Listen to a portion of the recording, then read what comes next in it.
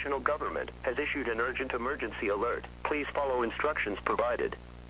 A ballistic missile alert was issued in the areas of downtown Del Perro, Anami County, Bright County, and Volusia County. If you live near downtown Del Perro, please evacuate your area. Bright, Volusia, and Anami counties are requested to remain indoors.